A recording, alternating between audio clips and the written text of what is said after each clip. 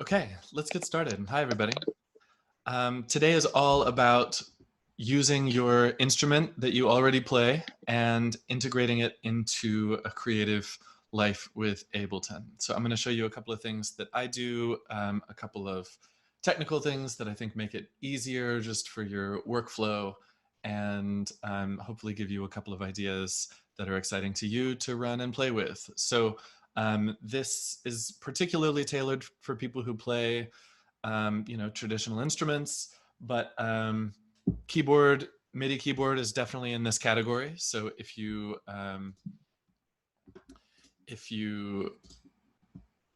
just have a MIDI keyboard, all of these same things can be done with software instruments. So follow along with that. And if you need help kind of adapting, shoot me a question. And also your voice. So if you've got a microphone or a microphone in your computer even, and all of these things you can play with your voice if you don't have an instrument. So let's get started.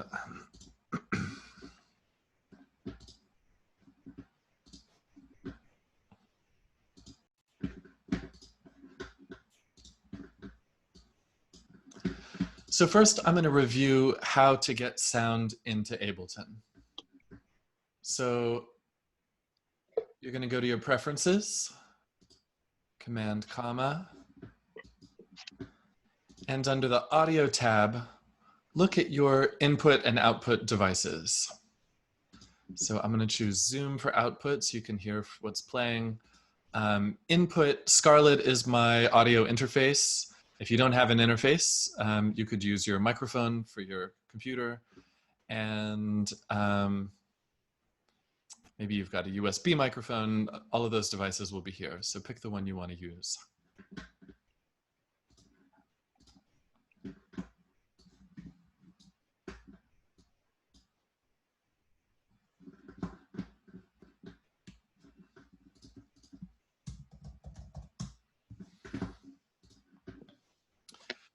So I'll close that, and then I want to direct your eye to here, audio from, external in, which is whatever you selected in that previous preferences window.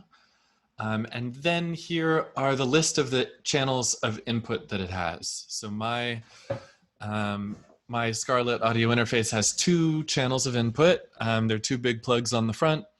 I can, my microphone is plugged into 1 and my guitar is plugged into 2. So I've set this up so I have my microphone on 1, and my guitar on the second one. If you don't see audio from over here, I want to direct your eye to the bottom right-hand side of the screen. So down here are lots of ways to show and hide different parts of session view. If you are on a small screen, if you're cramped for space, if you're working a lot down here and you want to use more space, you can always show and hide these different aspects of session view over here. So we want the mixer. We don't need plugins, but we do need I/O for ins and outs. So that's what represents all of this. So I'm going to remind you also a little bit about monitoring. So monitoring set to off means that it's not going to play while sound is coming in. It will play sound that's coming out of the track, but not at the same time as I'm speaking. You can, if you want to hear yourself through the headphones, you can turn on auto. There's a good amount of latency here now, so it's kind of distracting to use. But yeah, you can turn on auto to hear yourself while record is enabled and while nothing is playing on the track. If I have auto on and disarm the track, then I don't hear myself. And if something is playing on the track, then it will take over and it won't monitor from the input anymore. In is going to listen to my microphone and send signal straight through constantly, whether the track is armed, whether something is playing on the track. This is really good setting, if you're setting up a live rig here in Ableton so that you can have a track that your instrument plays through. You can put effects on it, you can loop from it, you can record from it while you perform. So I'm going to leave these off mostly today. Okay, so that's review. I'm going to cover a couple of new things quickly that we're going to refer back to at different times. One is the metronome. We've used this before. If you haven't clicked this menu before, check it out. The most important thing today is count in. So this is going to give you a certain number of beats before it starts recording so that you can hit record and then take a little time, get set up on your instrument and start playing. It's not the most important thing in the world because you can always edit what you've recorded. If you start playing late, if you have to hit record and then wait a couple of bars and then come in, you can always trim that silence at the beginning. But it's handy to know how to control this. You also have fine tuning of what subdivisions of the bar it clicks and what the sound is.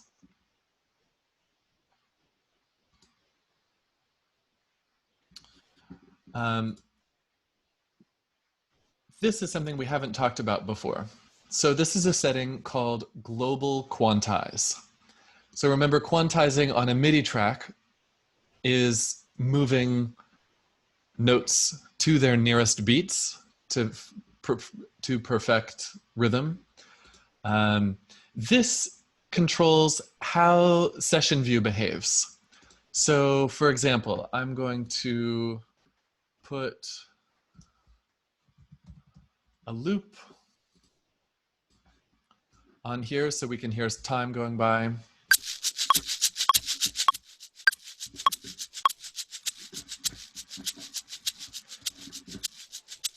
So we've got this shaker, and then I'm gonna put something else.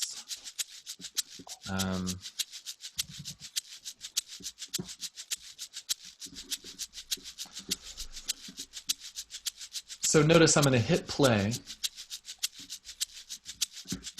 and it's going to not play the moment that I hit play. You've all experienced this before. You maybe just haven't thought about it. So I'm going to hit play, and it's going to actually wait till the next downbeat of the bar, the next time it hits 1 up here, to start the loop.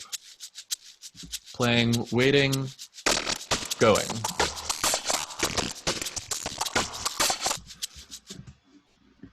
Waiting until the next downbeat of the bar to start is going to help everything stay in sync up here. But it's an optional control. So you can set how much you want it to wait here. So if you, I can pick a better drums. Yeah. If you set it to none, then you can put things really out of sync with each other.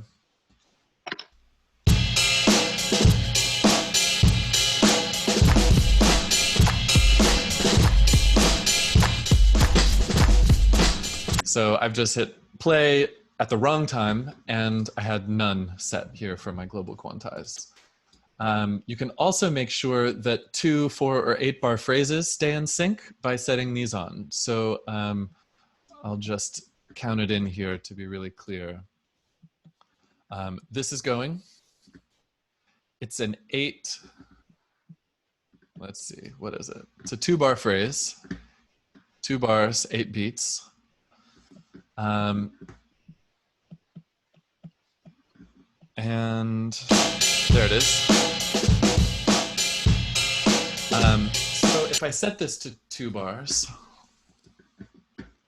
then whenever I press play here, it's going to wait until this cycles around again to the beginning to start. So if these two are supposed to loop together with their starting points together, then that's what's going to happen. So I'm going to hit play now, and it's going to wait all the way until I get back to here.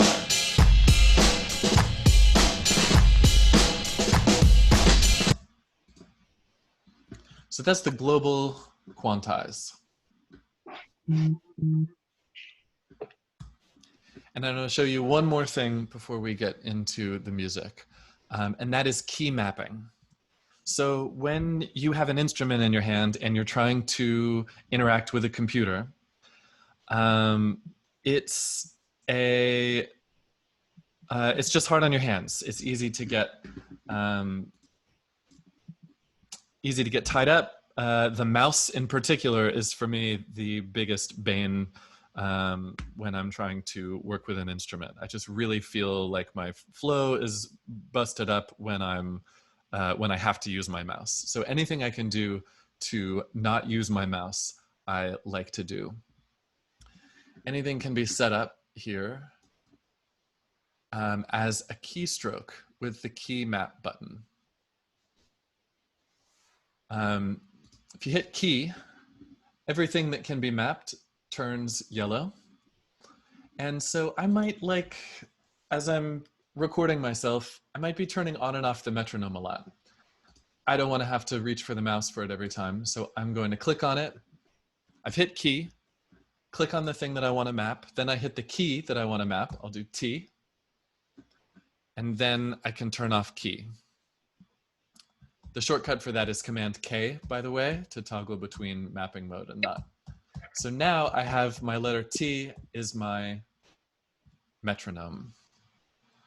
I could also set my tracks, selecting the tracks with my numbers, for example. So maybe I'm just going to use audio tracks today. So I'm going to do like 4 different audio tracks. Maybe I want to arm them without using my mouse. So I can click down here on arming, 1, 2, 3, 4, turn it off, and then I can turn them on and off easily. So I just suggest anytime you find yourself frustrated that you have to mess with the computer in a moment, see if there's a key command that you can set up to make it easy. You can, of course, do exactly the same thing with a MIDI device. So if you want to map different notes on your MIDI keyboard to be these same things, they could like select a track or play a clip or record a clip if it's automated. All of these things can be mapped to MIDI keys as well as computer keys. So why don't you take a moment and just play with key mapping, maybe map that metronome, maybe map your global record button or your arming of a track button, and try it out.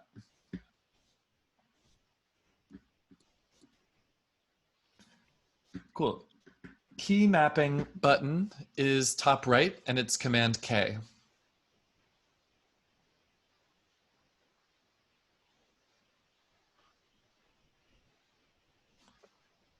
I'll answer a couple of these in the chat.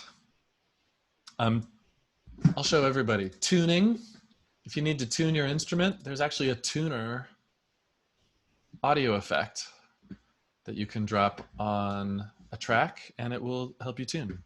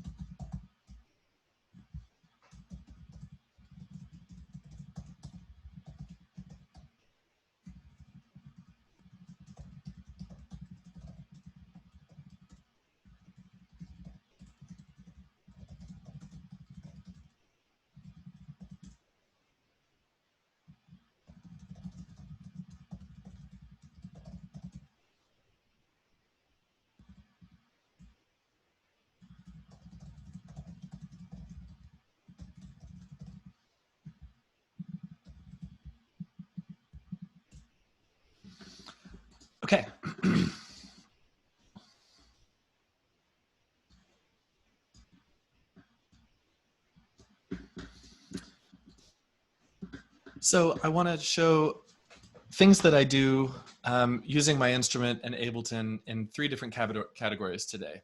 Practicing. Ableton can be a great tool for practicing. Writing, sketching ideas, creating material, and also performing. So I'm going to show you effects racks today, which are a great shortcut way to control lots of effects with easy controls so that you can make manageable performance setups. But we'll start with practicing. So the thing that I find most useful about Ableton and practicing is making backing tracks for solo practice. So I'm in the process of learning how to play the guitar, and lots of that work for me right now is playing along with like practice tracks where there's a song played by a backing band and I can practice my scales and arpeggios and practice taking solos on top of them. Used to be you had to buy tapes of backing tracks. Now there's a lot on YouTube, but you can really easily create your own things to practice over here in Ableton. So I'm going to show you an example of that right now. So I've got my guitar. It's coming in on channel 2.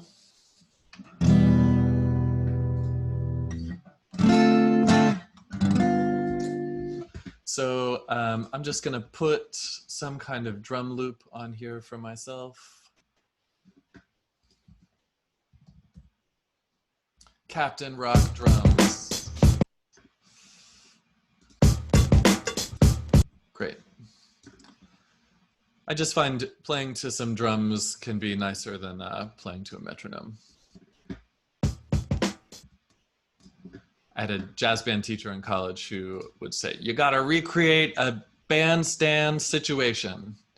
You have to hear drums, hear bass, hear the band. Okay, so you can mock up stuff like that easily here with clips.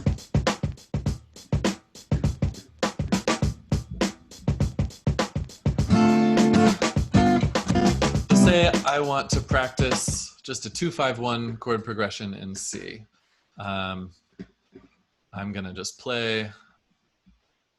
I've set my metronome here for 1 bar. Maybe I want to key map it just to show you. I'm gonna do the letter A is gonna record on this clip, and then we'll start playing again.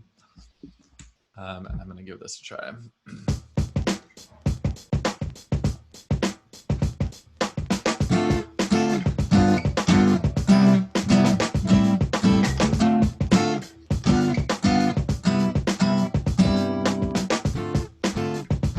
Okay, so I've got a bit of latency here, as I've been saying, running through Zoom. So I'm gonna quickly go in and change the start point to just be my first downbeat.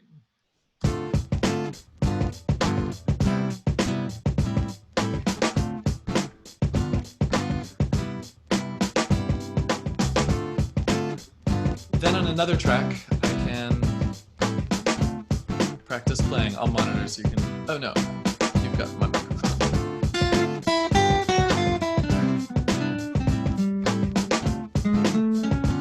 So you could be recording your practice session.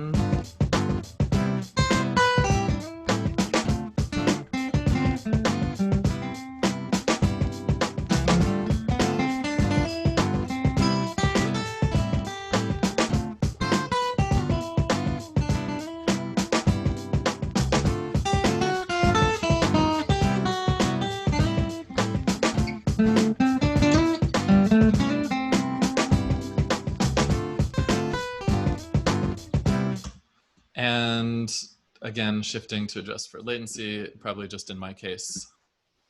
Hey, are y'all still here? I just got a notice that I was signed out from Zoom. Didn't miss a beat. Didn't miss a beat. Great, thanks. Okay, I have 3 Zoom accounts because I have 2 through the universities I teach for. and they're always getting confused. Okay, so let's talk real fast about getting a good sound also, because that's a big part of enjoying doing this. And so I'm going to show you a quick what I would do to make my guitar sound good to myself. First, EQ it a little bit brighter. So I'm going to take the low end down a little bit and the high end up.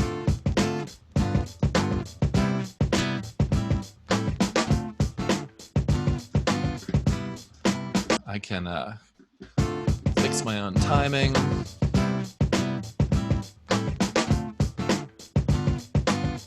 Ugly. Cool. So I've got a little bit of a brighter sound here. And I'd also put a compressor on it to make a more present sound. I turn down the threshold so that it cuts off the top peaks. Turn up the ratio a bit, and then hit makeup.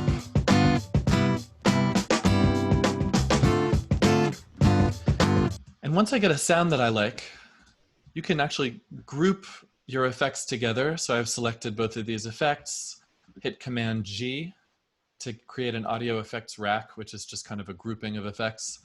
And I can option drag the whole thing onto my other track.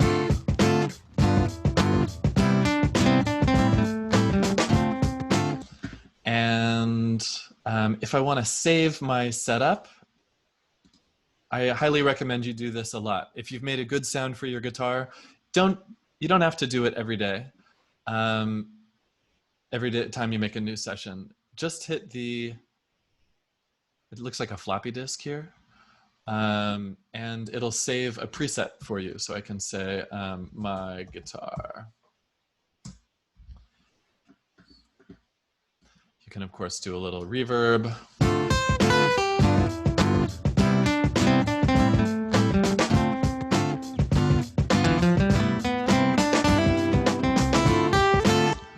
Cool.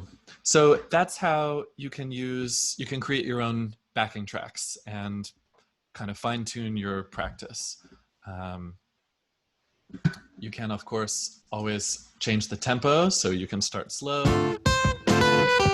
maybe set your warp mode to complex on things so that they sound better when you change tempos.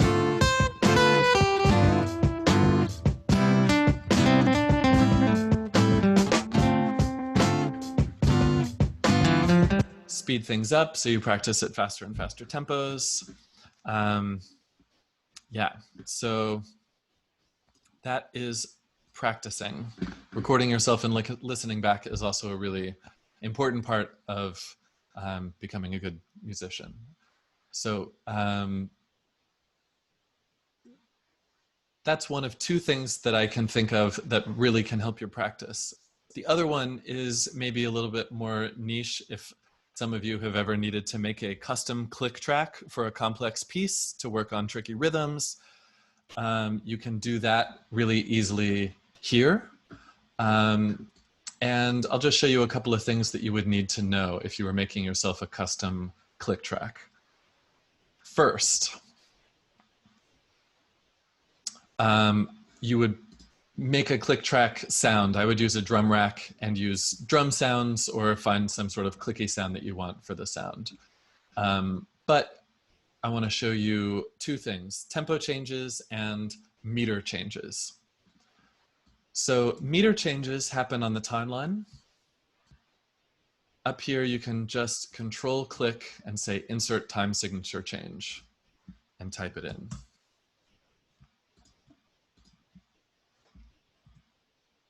That's a locator. That's just for your own organization.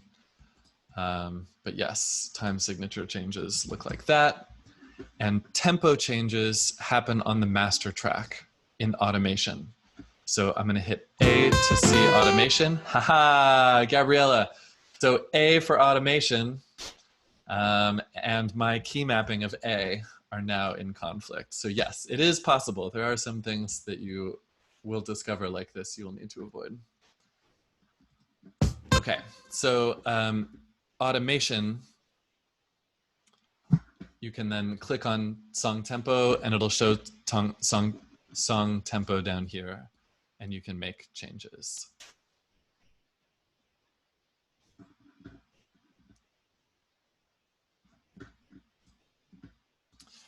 Cool.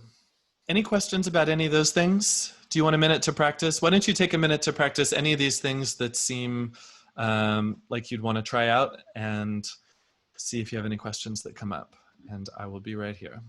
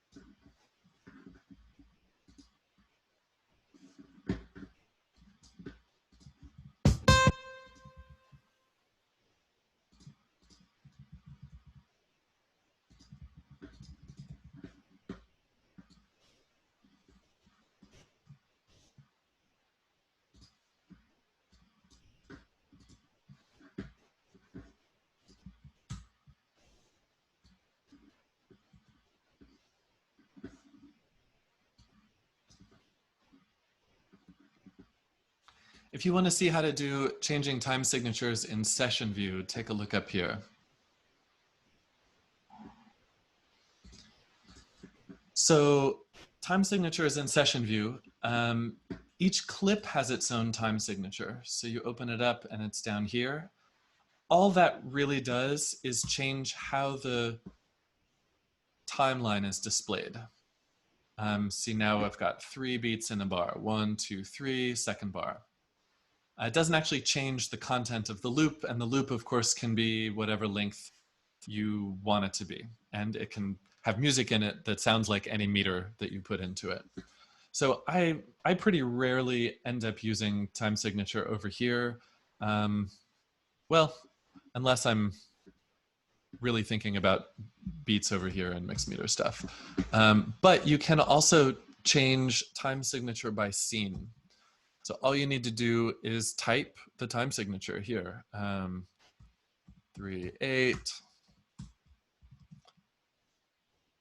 9/16, 8/4, and it will change the time signature up here as it goes.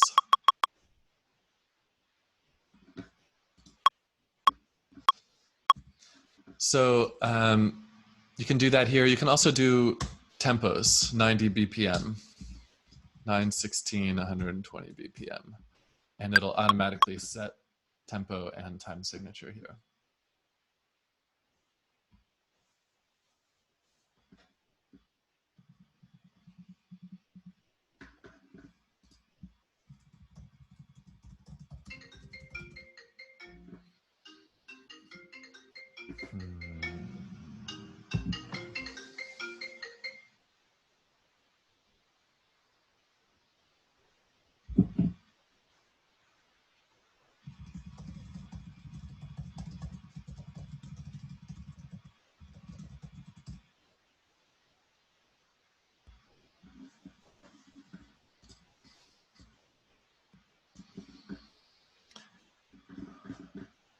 Okay, any big questions about this? Problems you're running into?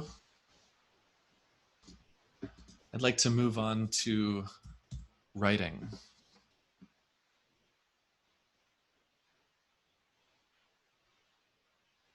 Cool, let's get into writing. So Ableton really puts you in loop consciousness. It's just a way of thinking about music. It's not the only way of thinking about music, but it is a big, flexible, useful one. Playing with your past self is a great way to grow musical ideas on top of each other, just like when you're building a beat and you make one idea and then you make another idea on top of it. So looping, like live looping, like you've seen people do, is a really natural way to interact with it as an instrument. And this used to be kind of clunky to do in Ableton, and then they made the looper instrument. This is really great. So I'm gonna drop it on an audio track.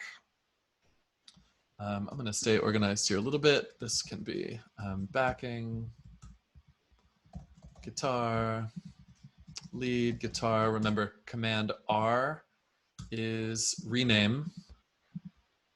It's just good behavior. You'll be glad that you make a habit of this. So now I'm gonna say looper guitar. I'm gonna put my guitar rack on it, Option drag to make a copy. So I get my good guitar sound. If you want electric guitar sounds, you can also use the amp or the cabinet or both effects that model amplifiers. Okay, so I've got my looper guitar track and I'm gonna put the looper instrument audio effect on it. So let me give you a tour here.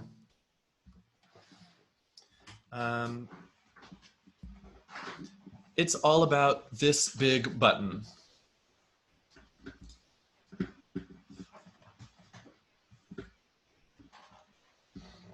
So this button does everything. When you start, it's just a record button, and it's to record your first layer. And then it's going to turn into a plus button. Plus means add a new layer, be recording a new layer on top of this. And then play mode is play without recording.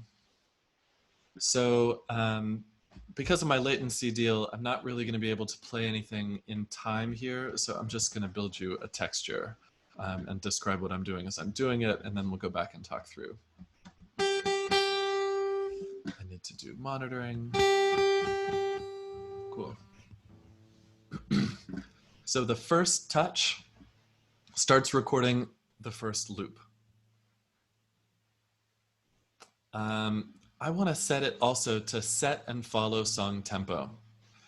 So it's going to record when I hit the button again, it's going to start recording a new layer on top of what I've done.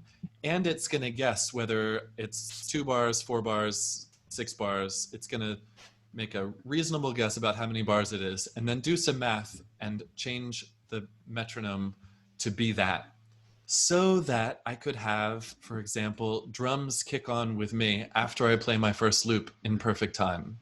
So I'm going to set that up. Let's live in 4/4.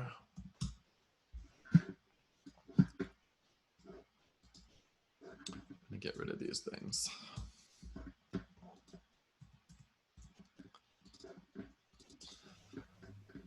So here's the looper.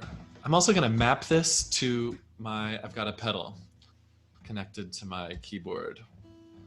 So again, that's Command M to MIDI map. Then you click the thing, then you touch the thing on the MIDI controller, key, button, pedal, whatever, and then it's mapped, and you can hit M to come out. Okay, so I'm going to start recording.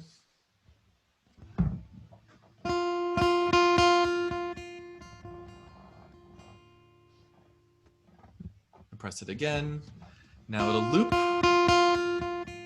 And I can see here that I'm in overdub mode. The plus means anything I play now is going to get recorded on top of this.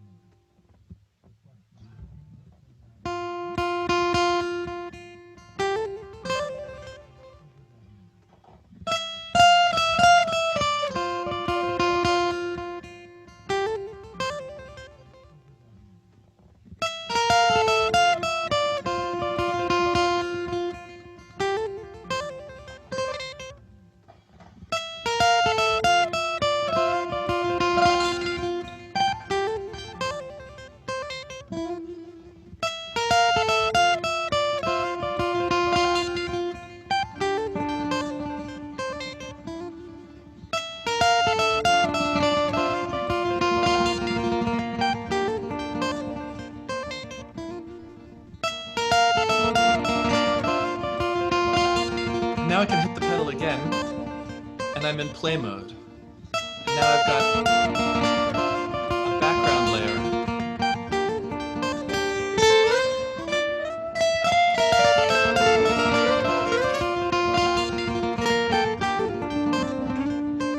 And it won't be recording what I'm playing. And I can toggle now back and forth between record what I'm playing and don't.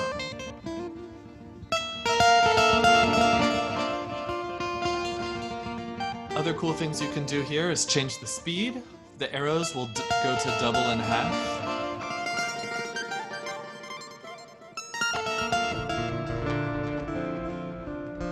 You can reverse the loop.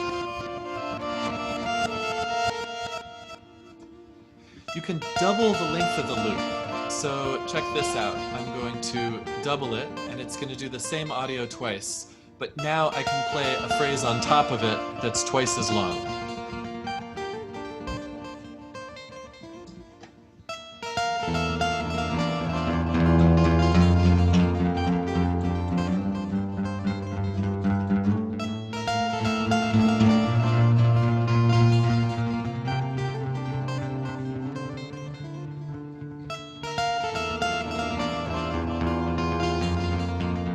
Double the loop, Jan, is here, ×2. And you can also have the loop here.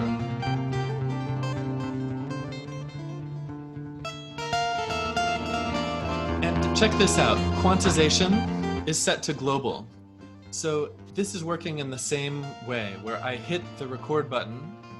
Actually, toggling back and forth doesn't get quantized. But if I were to stop and start again, and start recording again while things are playing, then it would wait until 1 bar is complete, or 4 bars, or whatever. I don't know what happened to my drums. There we go.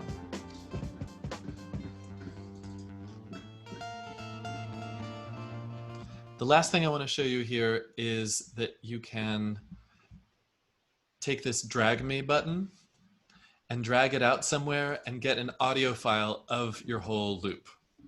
So you can get audio out of here. You can also undo your last layer that you recorded, and you can clear the whole thing here. So why don't you spend a minute experimenting with Looper, and then I'll talk to you about the big problem with Looper and a good way around it. We'll circle back in about 4 minutes.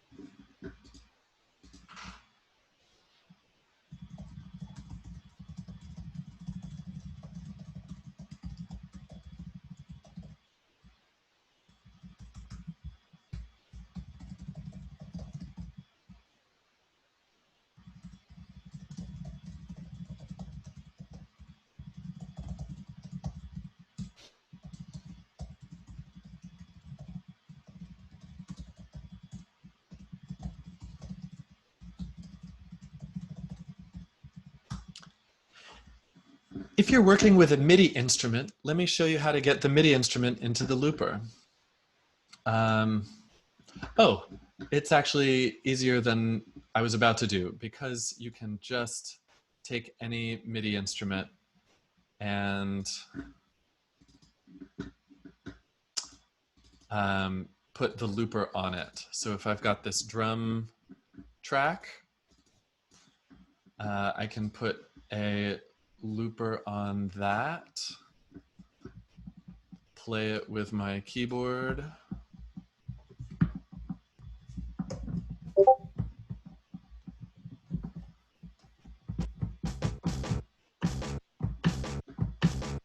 And loop it.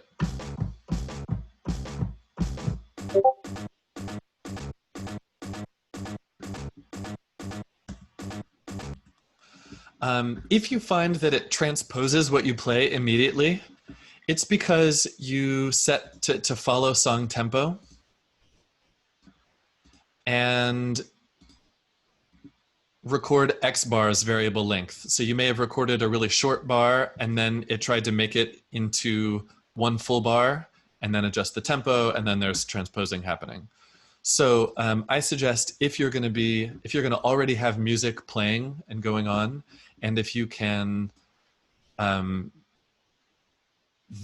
this won't really be a problem. But yeah, experiment with these settings, set and follow song tempo, and then you can also tell it how many bars you want it to record if you don't want to deal with trying to count and control stopping and starting. Okay, so Looper, I didn't know which levels of Ableton Looper is included in. Pascal, which one do you own?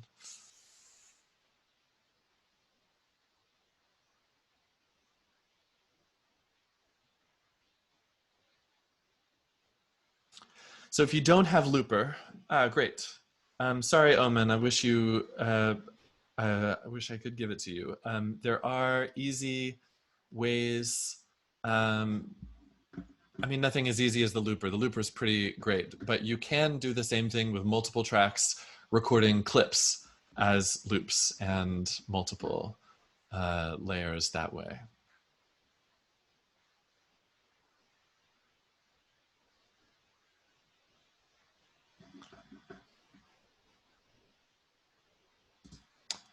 I can help with individual issues after class. You don't have to make a clip first to get playback on the looper. You just need to make sure sound is going through and monitoring is on. If monitoring is off, no sound hits the looper.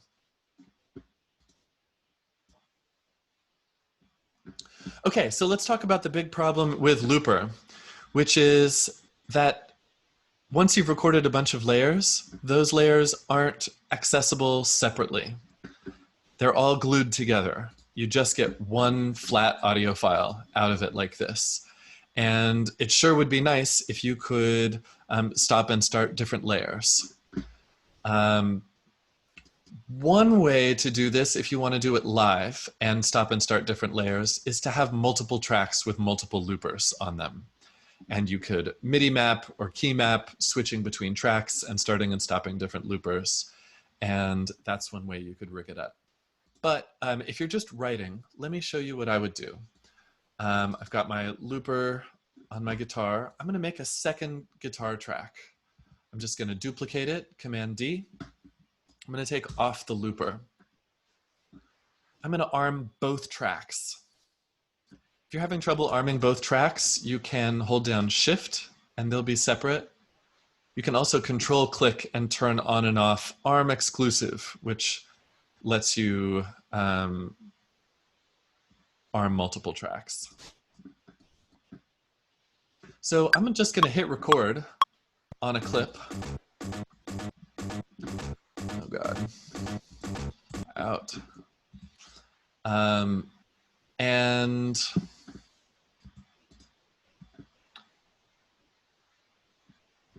let's see, I'm going to get it started first. So the tempo, sorry, I got my looper here. Recording guitar. I'm going to get my looper started.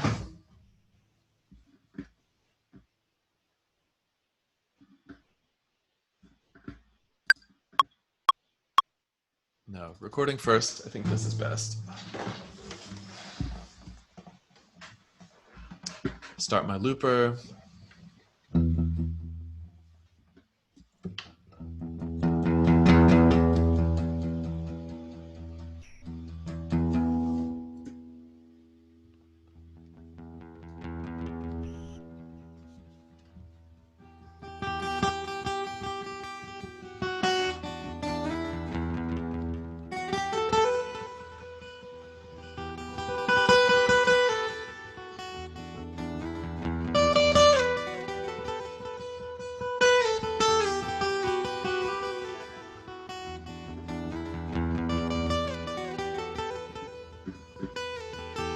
So I use the looper.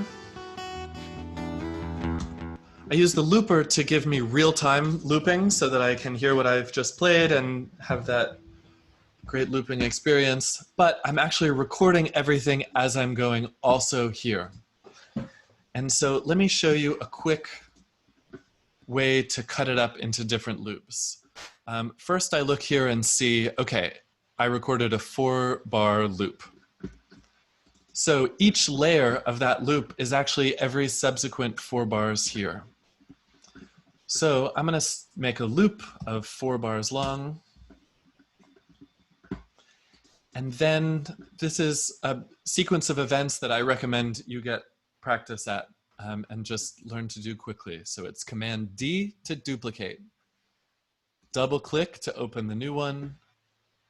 Shift it over 4 bars. Duplicate, open the new one, shift 4 bars, duplicate, open the new one, 4 bars. I'm going to do this all the way to the end. So I'm making a different clip for each layer of my loop. Then I'm going to duplicate this track. 1, 2, 3, 4, 1, 2, 3, 4, 4, 5, 6 of them if I want to have all playing at once. And now I can mix and match those layers.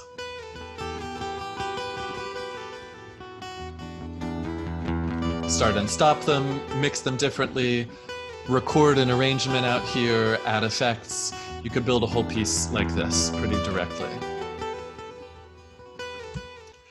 So I'll just talk that through again. The basic idea is that you record one long clip while you're playing with the looper. And then break it out into a bunch of different clips that are for each layer. And then duplicate the track a bunch of times so that you can play multiple combinations at once.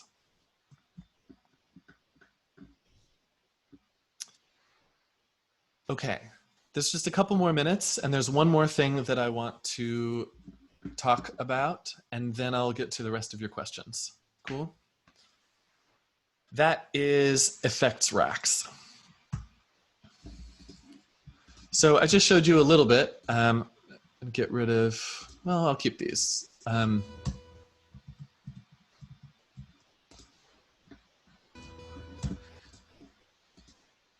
going to group all of these together so that we can do some effects on the whole thing. To group tracks, you select them all. I'm clicking on the first one, shift clicking on the last one, and it selects all of them in between. Command G makes a group. And now I can put effects directly on this group track, and all of the tracks inside of it are going to flow through those effects. So say there's a sound that I want. I want to put like an echo. I'll use delay. That's something everybody has. A delay. I want it to delay a lot, many repetitions of each delay. I want them to happen pretty quickly. So this is a dotted eighth and an eighth note. So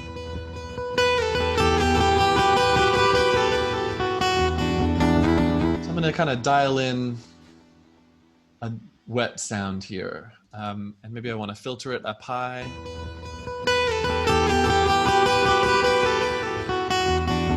Oh, I want to get rid of, I'm hearing the looper at the same time, so I'm going to clear this.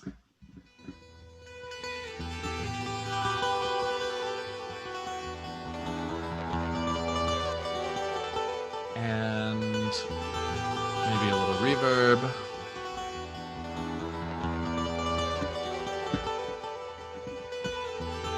And maybe a little chorus.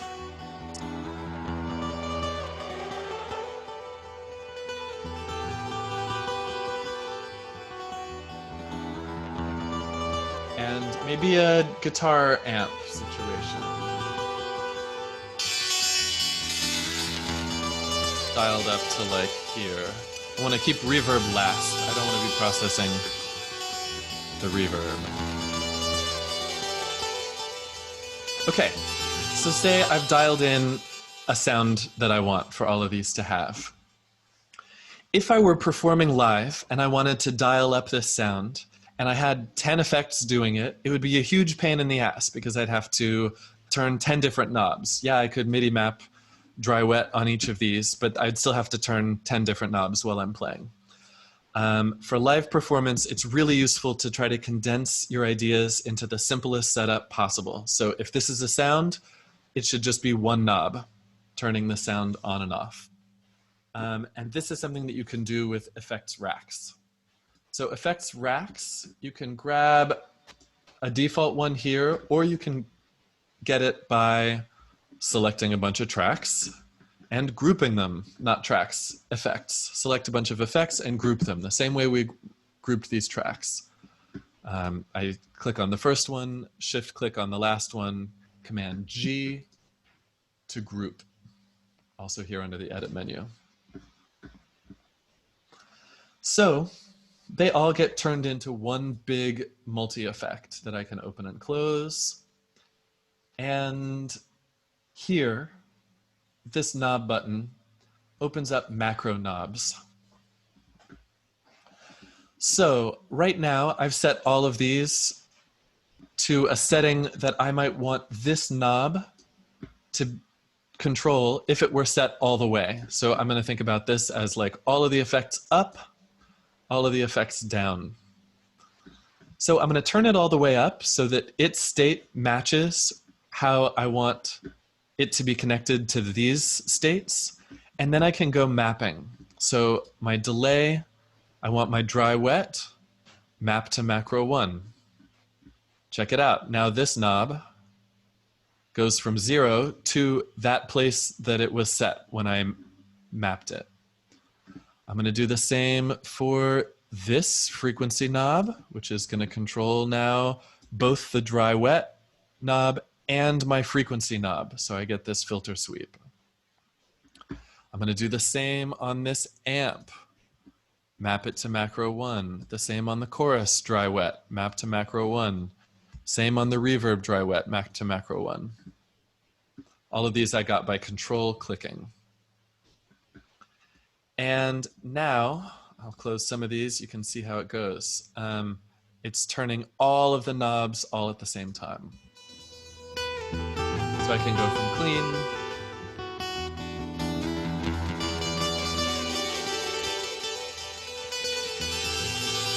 So I might give this a name. I'm gonna click here, Command R.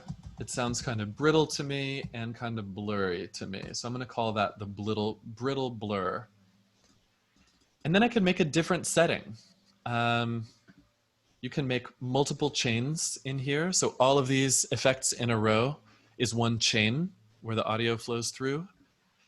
And you can make another one with different effects, map different things, have it be here. So you could have 8 different macro effects on one effects rack and not be chasing tons of different effects. Make it really, really simple on your MIDI controller. Just have the knobs that you need and they can do a lot.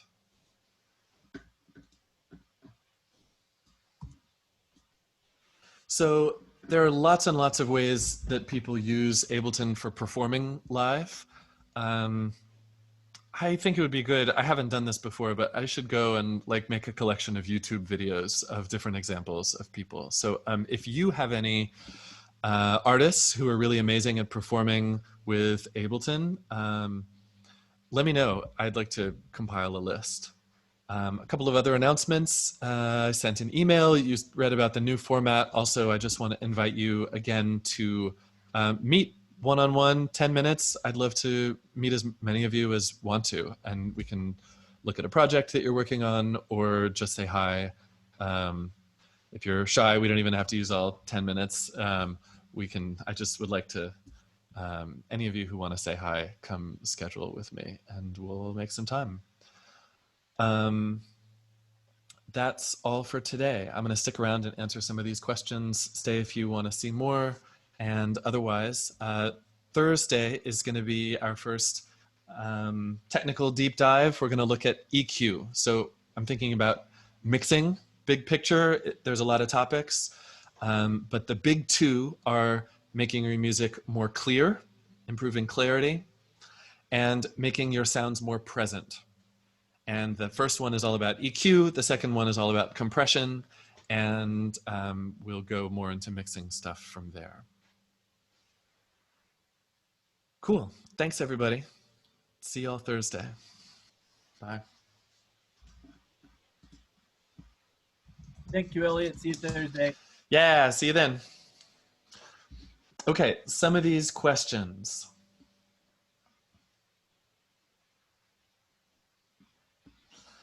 Rupert, is it possible to record and make tracks without a tempo for sound design and drones? Yeah, totally. I mean, Ableton is always going to be thinking about beats and bars. And so from Ableton's point of view, there's always a tempo, but you don't have to care about what it is. Just never use the metronome. That's my advice. And yeah, that's all. Jacob, tempo control. Let's take a look at this in some more detail.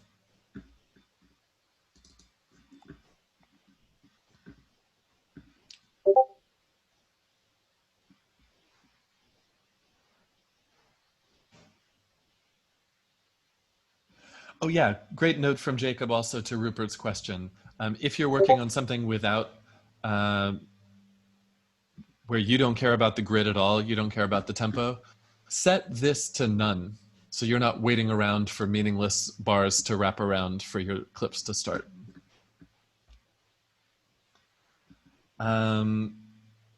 Okay. Jacob, tempo control. So I'm going to try to explain this as I understand it. If your clock is stopped when you start, Then you are in set and follow song tempo. Then you hit record. You feel whatever time you feel. And then when you hit the record button again, it's going to try to take your time that you felt, not by what you played, but just by how long the loop was, and match the song tempo to that. And then if you have any clips queued up to start playing, they will start, it's separate. Yeah, so this is just about tempo. If it's on follow song tempo, then you could have problems. You can record a loop that's too short and then it will stretch it to be a bar, or maybe it stretches by the quantization. That would make sense. Song control is useful if you, say, had wanted to start a song by playing the bass loop, and then have other elements kick in after you've played that first loop. So start song will, hit play when you're done with this loop. Let's see that. It starts the clock right when you hit record in start song. Let's try it the other way. I'm going to start again and count time. 1, 2, 3, 4. Okay, so it didn't even start the song that time. And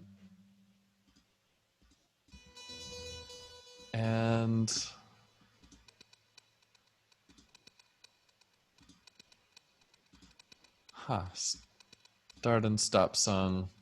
I'm not even getting rolling tape. Okay, this will take more exploration for me.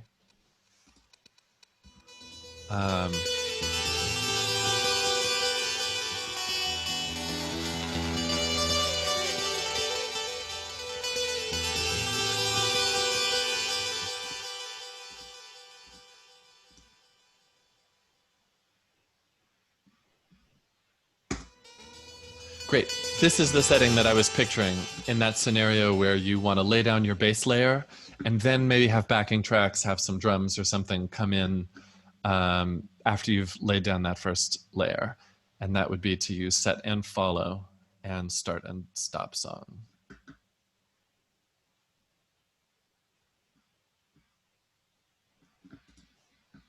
It does,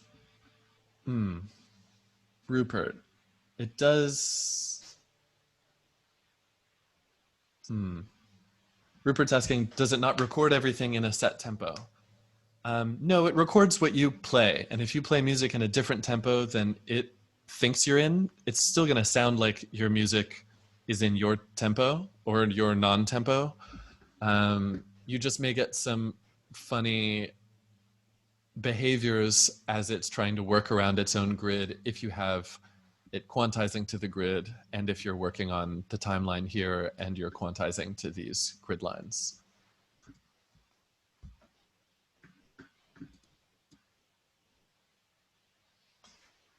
Gabriella, is there a way you can edit layers individually? Or can you just do that in audio tracks in session view and the session record button? Would that require an insane amount of MIDI mapping? Gabriella, are you thinking about using the looper? Because you can't edit the layers individually in the looper. Or you could kind of set yourself up a looping environment just in clips where you arm a track, record while things are playing, play, start looping while things are playing, and repeat. Yeah. So, yeah, you can definitely do you can do looping with just clips. It takes some thinking through in the setup. Lots of people used to do it because there didn't used to be a looper instrument. So I'd suggest looking it up and finding a tutorial from the battle days before there was the looper. Yeah, people made really complicated looping setups with MIDI controllers and made them work for them.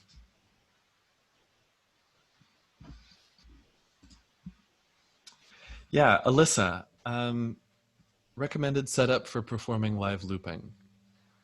Um, I mean, in general, live setups are best when they're simple. So the simpler, the better. Um, Doing something where there's lots of clips, lots of arming, disarming, rearming tracks can be problematic, but everything just takes practice. Uh, Here's something that I would do if I. Um, okay, so one time when I have made a performance setup here, I had lots of sound coming in on a bunch of different tracks, and I wanted to do looping from it, but I didn't want to have to loop individual tracks, even though I had lots of them to control. So I actually used send groups. So you could try this as you're working out your setup. Remember sends and returns. So I could make a new return track here, put my looper on that, and then turn up the C knob on the tracks that I want to go to the looper. And this way I can have lots of stuff flowing around, but just have a real simple looper setup where there's one button that loops everything, and it's on a separate channel. It's not going to replace what's happening. It's just going to be an added layer of looping. So I could loop something 5 minutes ago, keep it silent, do lots of transformation on the sound, and then maybe at a later point fade up the looper from a long time ago, and it's on a separate channel. So yeah, try that. See what you can work out with clips. Clips are going to give you more flexibility, but it's just going to be a little more unwieldy, and you'll have to practice a little more like your performance setup as an instrument. Cool. Gabriella, is there a way to tell Ableton to automate actions, like telling it to arm a different track when I stop recording on the track before? I'll show you a couple of things built in. One is that under key and MIDI mapping, you get a couple of bonus items here.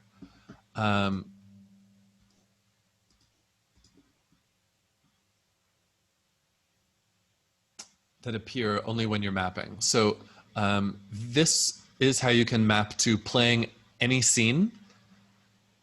And you can also map like moving up and down from scene to scene. And this is you could connect to a dial, so you can scroll through different scenes. That's not quite what you want here. But you should know about these as you're making these setups. There's also this. So this, let me just do a test real fast so to make sure it does what I think it does. I'm going to map it to a letter. Track is armed. So I could use my arrow keys to select different rows. I could also do what I showed you here and map this to different buttons to travel up and down the list.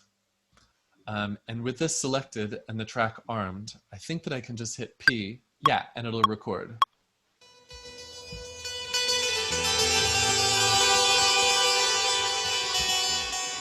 So this gets around the problem of trying to map a different clip to each different letter. You can just do one letter for record any track or play, record any clip or play any clip.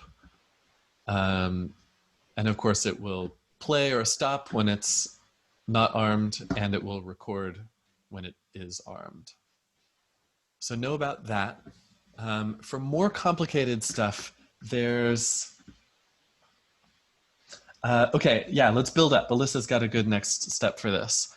The next idea in building up a more complex setup would be mapping multiple things. So say I am,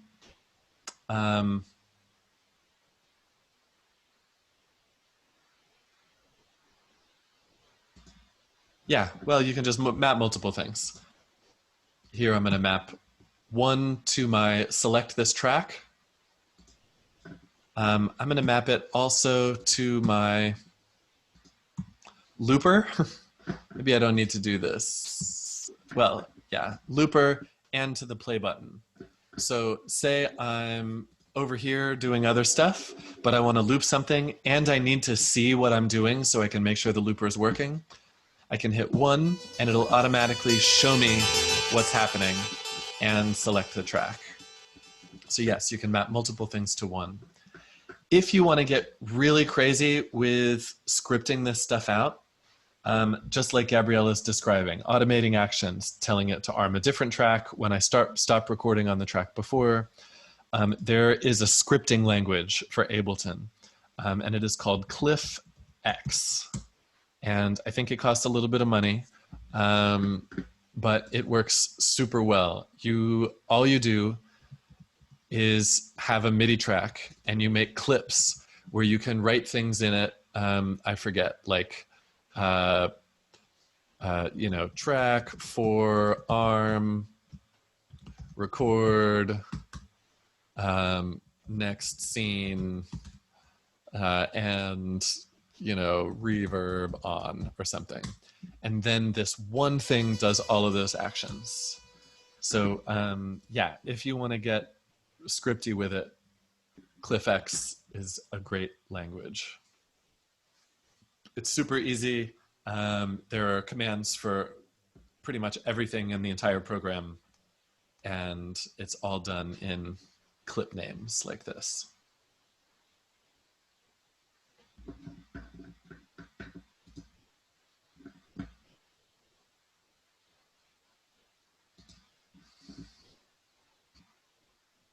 Gabe, is it really you? Are you there? Hi. Are you playing your cello right now? Do you have a microphone? Are you playing with this?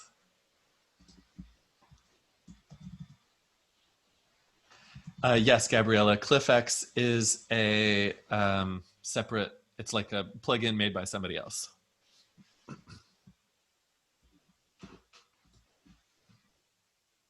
Gabe, I want to see what you're making. Okay, show yourself.